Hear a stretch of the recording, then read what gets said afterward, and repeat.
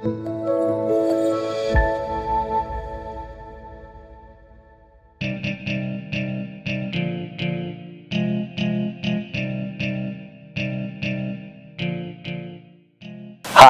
I'm Ntandoyenkosi Khumalo, and as part of the World Youth Skills Day commemorations, I sat down with the Executive Director of Empretec Zimbabwe, Busi Bango. Here is our brief but yet insightful conversation. Enjoy. Bango, thank you very much for joining us today. Thank you so much. I mean, we've heard Empretec, we've heard your name in the press, but just as a way to just ease us into the interview, please tell us what Empretec Zimbabwe is and what it does in the country.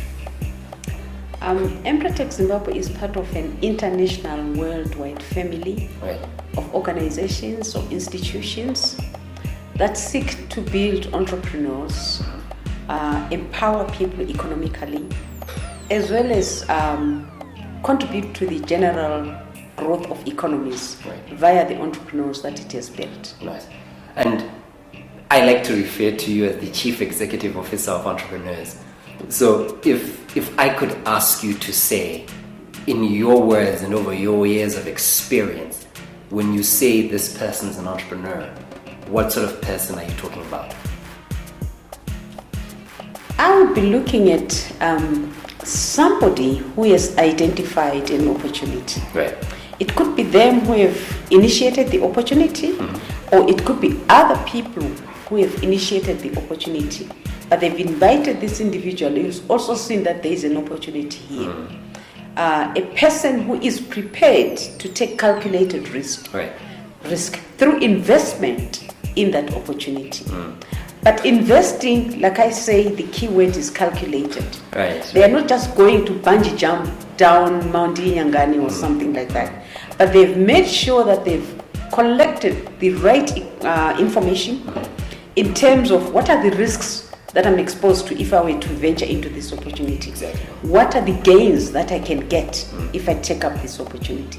So it's somebody who has done their homework and seen that there is an opportunity here that I can take, and I've done my calculations, and I think I stand to benefit as an individual, as my community, but as well as other investors in that opportunity.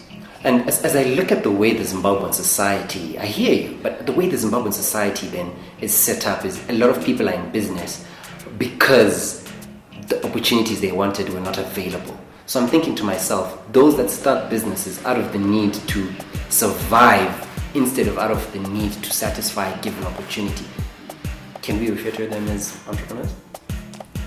I believe even if they're starting from a survival perspective, they would have done a bit of information seeking, and they've seen that I could do something in there, fill whatever little gap is there, and make something out of it. So they still... But they, I would still refer to them as entrepreneurs. All right.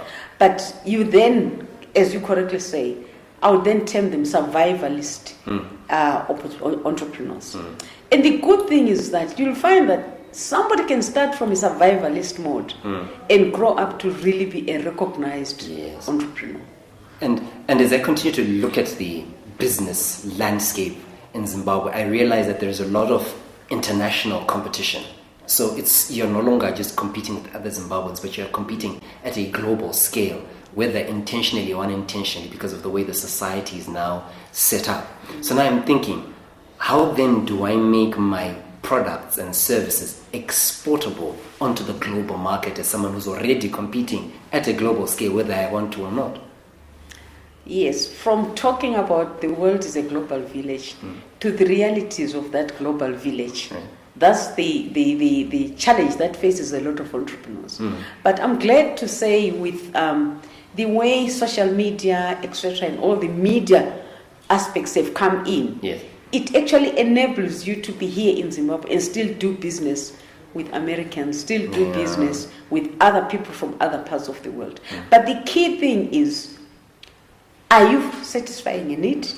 Do you even know the persona of the client that you are targeting? And by persona, I don't talk of an individual. I'm talking about the characteristics of the clientele that you are targeting. What is it they are looking for in a product? Are you able to meet the quality that this persona is looking for? Are you able to fulfill the quantities that they are looking for? And is your price competitive? Because you are no longer playing and dancing to your stories here in Zimbabwe, but just dancing on the international platform. Right. And you need to make sure that you are producing or you are acting and your quality issues are actually paying attention to what the other people who are competing with you are bringing out into the market. That's fantastic. And I hear that, and I think people may know that, right? But I now want to just go a bit deeper and find out how you are changing our mindsets through your work, from focusing just from the 13 to 15 million citizens in this country to the 7 billion. What are you doing as an organization to change the mindsets of entrepreneurs that are coming through your systems and through this country? We actually emphasize that you are no longer just playing the Zimbabwe tune, you are playing the international tune. Right. So it's clear in the mindset of the people that we interact with, the clients that we deal with, that right from day one, as you enter here, it's not just Harare, it's not just Bulawayo, Gweru or Kwekwe, but it's the whole world that we are now going to be facing, that are now going to be competing with you. So our interventions carry that message all the way right through. So that's at a micro level. Right. At a meso level now, that's where now we start to say, what are some of the trade agreements that exist where our own entrepreneurs can participate through? Let me just use the example of COMESA, Right. as well as the example of SADC at our own regional level. But then move on to the East African bloc, because you want to be there as well. Move on to the West African bloc. And then now we've got the Africa Trade Opportunity Initiative that is looking at how can we make trade between African countries possible. So our interventions don't just speak to Zimbabwe, we speak to the regional aspect. We speak to other regions, we speak to the whole of Africa. And obviously, internationally, we then tell them that, look, if you want to be there, and let me add that we actually have some of our entrepreneurs who are now producing for the international market, who understand what it means if you're going to be participating in the international market. There's this whole initiative about the global gap certifications. We are now providing services at that level to say, you are now a global producer. What does it mean to be a global producer? Yes. What are the quality aspects that you need to have? Yes. What are the certifications, etc., etc.? And I'm thinking, from your work with entrepreneurs, what do you think is that one trait that an entrepreneur must have without fail to make sure their business is sustainable? Because we will notice young entrepreneurs will start things, go, and then it dies down and never to resurrect. But we want that sustainability that goes beyond the launch. What's that one trait that you think an entrepreneur must possess for sustainability to exist in their business?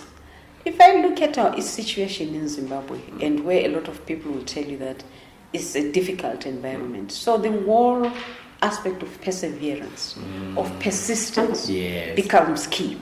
You really need to be able to persist, but not just persist blindly. Right. You need to have a goal.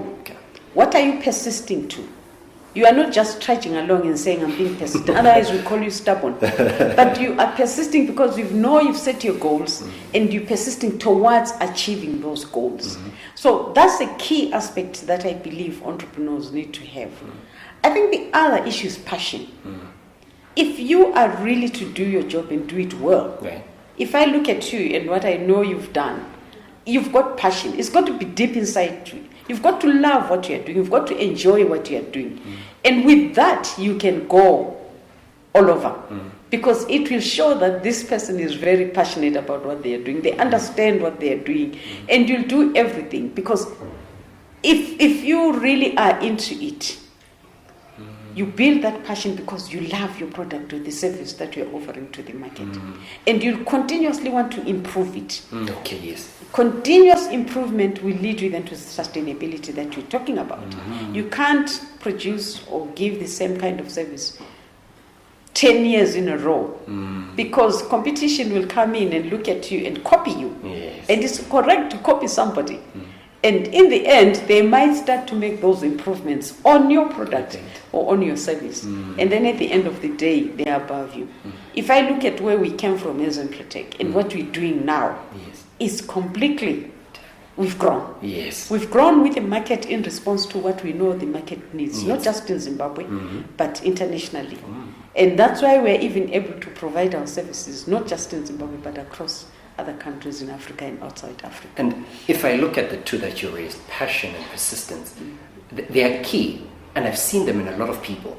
But a huge problem that then happens, especially with young entrepreneurs, and I need you to skill us on how to do this, is a lot of us will go to mentors, critics, people who we think can advise our businesses, right?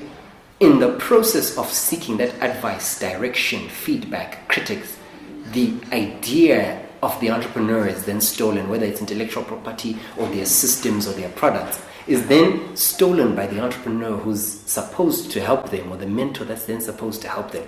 How do I keep the perseverance, that passion, and how do I even protect myself in that effort to grow when there are people who are preying on my naivete, so to say? I believe it's important to know where you're coming from. Okay. Because where you're coming from, you did not just wake up one day and just say, I'm now an entrepreneur.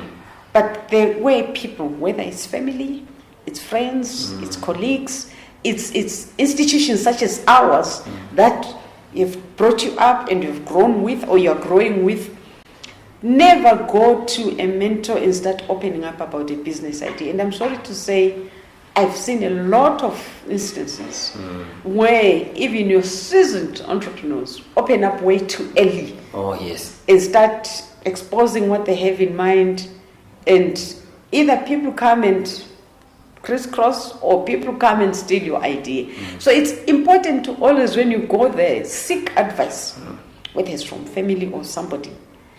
And part of that advice would really be to sign what we would normally call non-disclosure agreements, which will protect you if it gets to a situation where you believe that your idea, your IP has been stolen.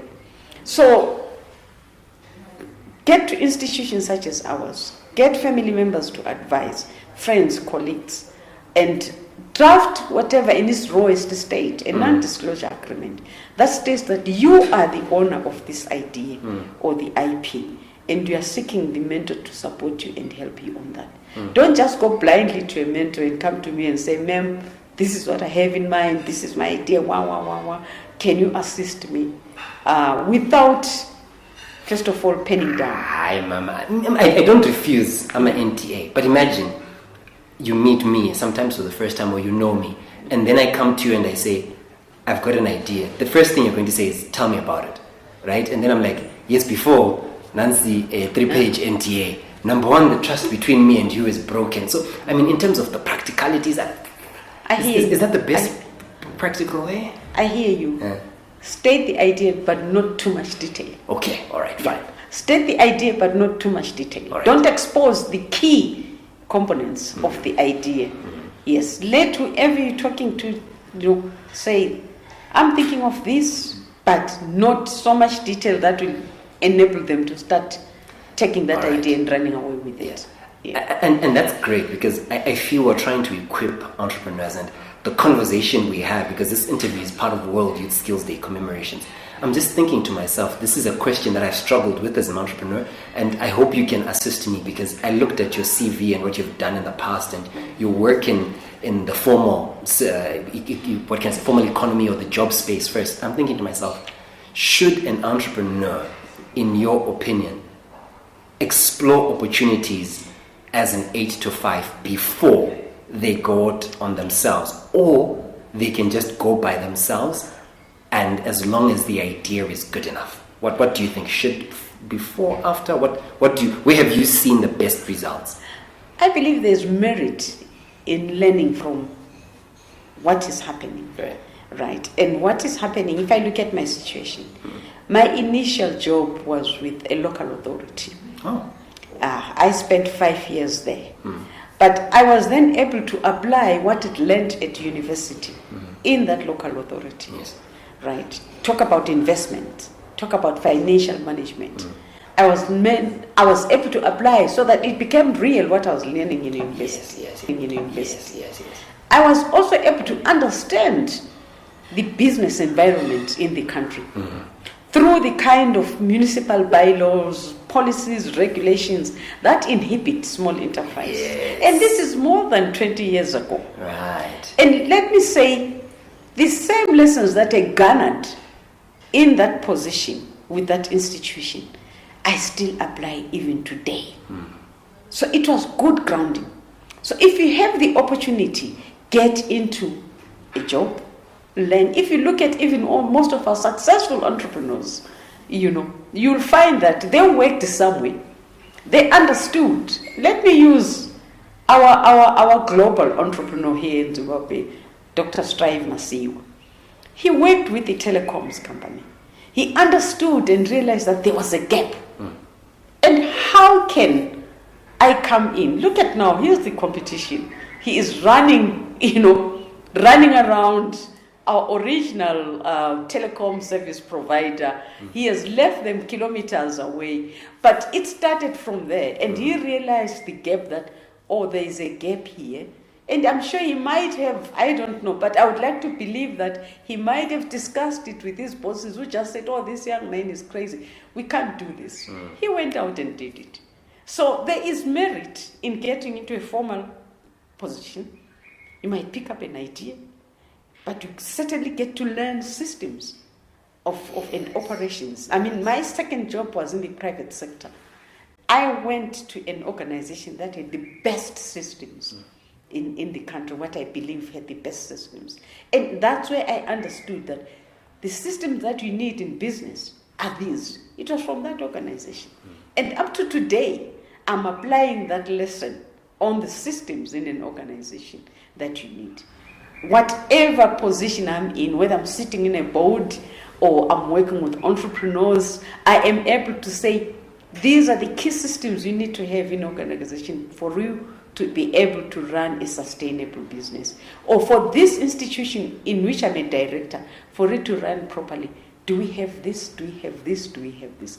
But it was garnered 20 years back. If you're able to get into an internship, I've interned, I don't know how many young people have interned at Empretec. And I see the potential that's them. I see some of them are just grab and say, listen, you are going nowhere. You're going to be with us here. Because you get this young person, they get in as an intern, they apply themselves, they get to learn everything that is there. And you can see that this is a jewel that I should nurture and allow to grow with and give a position to. And that's what we continue to do. So, formal or internship, go for it. So, I know you're not a financial institution, but I know that amongst your conversations that you've had with entrepreneurs, one of the biggest things, whether it's in your trainings, you'll hear the feedback is always coming back to entrepreneurs struggling with financing or with funding. So, in your work with Empretec or in the marketplace, what are some of the funding or financing opportunities that Empretec has facilitated for entrepreneurs in the country? Yeah, I like the fact that you say facilitated, because as an organization, Empretec, we don't give financial support. Yes. Well, we don't give funding directly, but we work with institutions that can fund. Okay. Be they potential investors that want to come into a small organization, right, or be it our banking sector that is looking at, we've got special kind of loans that we can give. So we are very strong on partnering with organizations that come in with some of the needs that entrepreneurs need, but which we don't offer. So we work with several banks. We've got a lot of agreements with almost all the banks in the country that we work with. And we've had some of our own graduates coming in to say, I'm prepared to support so many entrepreneurs with this kind of a thing. Yeah. So that's the kind of, we facilitate access to funding for entrepreneurs. Yeah. And that's great. And I get that, and I appreciate the value of collaboration, and not bringing that to what we're talking about, the issue of financing, but to something else, but related to collaboration, in the sense that as an entrepreneur, I pride myself in being independent. I pride myself that I'm not stuck. I can choose my customers, who I work with, when I work with, how I work with them. Did you understand? So how dangerous is it, or when should the Lone Ranger mentality stop, and when should the collaboration begin? When should the collaboration stop and the Lone Ranger mentality go on, so that I don't lose my independence in the process of collaborating as an entrepreneur? Certainly independence in the sense that you can sit, analyze a situation, and come up with an independent position. No matter what the other people, regardless of what the other people could be saying, you can, as an entrepreneur, say, this is what I believe in and this is what I want to do. But that doesn't mean that you should not partner or collaborate with other people. All right. We believe that no man is an island. Yeah. Neither do we believe that one person has got it all. It's not possible. That's why the world will function better because of collaborations.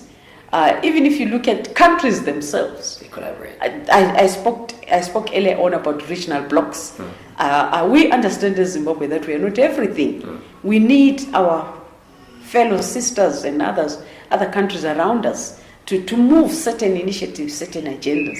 It's the same even with entrepreneurs at a personal level.